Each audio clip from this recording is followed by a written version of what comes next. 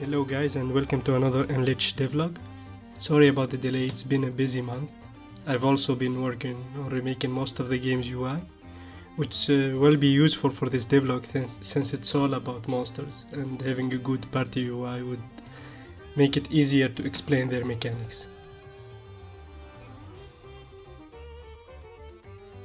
So speaking of monsters, when designing them for Unlich, they usually fall into one of three categories. First off, you have natural monsters. These are your regular monsters you find in monster taming games, dragons, beasts, golems, and they are the most common in the game's world. They've always been part of it in the history of the lore itself. For their designs in general, I take inspiration from a lot of fantasy sources like D&D and other fantasy games, etc. Although I try to steer away from the animal plus element combinations, or the general household items as a monster, like a bunch of keys or ice cream, etc. Secondly, you have the accursed. So the game's story revolves around this curse that transforms humans into monsters and abominations. The accursed are its victims, and they are generally hostile and dangerous to most people around them. However, the player character is one of the few people who can recruit them to their side. As far as their design, I tried to make them a bit more horror inspired, which is something that as an artist I need to get better at, and as the game moves forward I plan to make them even creepier and weirder.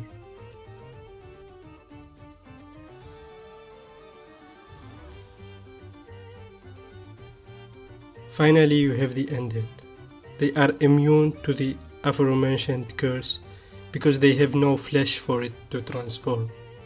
As such, the kingdom has been using them as part of their army to fight against the accursed, and the player character will also be able to recruit them to their side. Design-wise, they work as sort of the other side of the coin to the accursed. So while the accursed are monstrous and weird, the undead are mostly humanoid skeletons. So their designs are primarily inspired by classes in RPGs, like warriors, clerics, rangers, etc.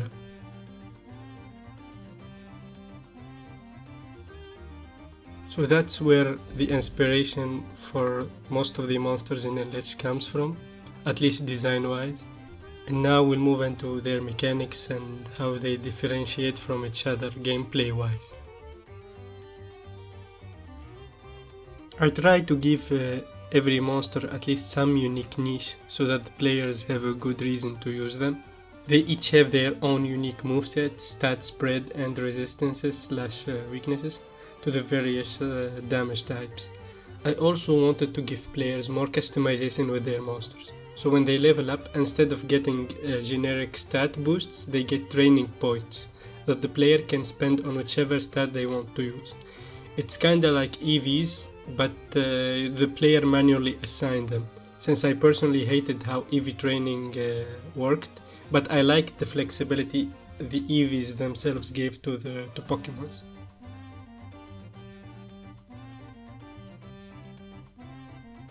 Also, monsters can carry 2 accessories that can have a variety of effects, from stat boosts to altering their resistances to new skills entirely. They can also equip what I'm currently calling spell glyphs.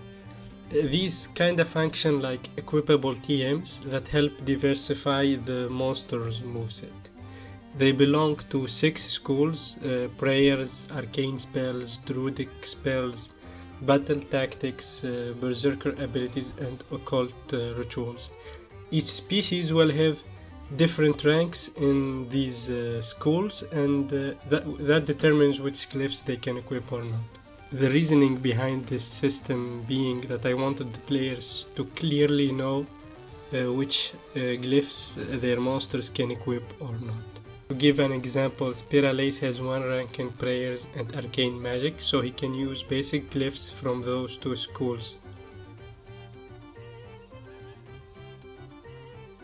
Finally, I'd like to talk about the skill system. So besides training point, every time a monster levels up, they gain skill points, which they can use on the skill grid. Skills are passive abilities that can do a variety of things, from bonus damage against certain monster types, to poisoning enemies at the start of the battle, to more unique skills like Shield Wall that gives a defensive bonus when a monster is sitting in a column formation with other monsters that have that same exact skill. As far as the skill grid itself, it's still not finalized yet, but for now it will be unique to every monster species, and the way it works is the skills in the first row cost 1 skill point, ones in the second cost 2, etc. You start at the top and you can learn any skill that is next to one you know. You also won't be able to learn all the skills even at max level, so skill points should be spent wisely. I think this system gives a lot more fun to leveling up than just picking some random skills from a list, which is how the system used to be. But we'll see how people will feel about it once they play the demo, and I'll balance it from there.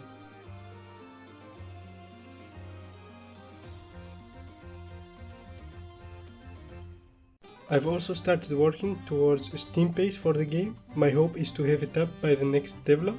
So until then, thanks for watching and see you next time.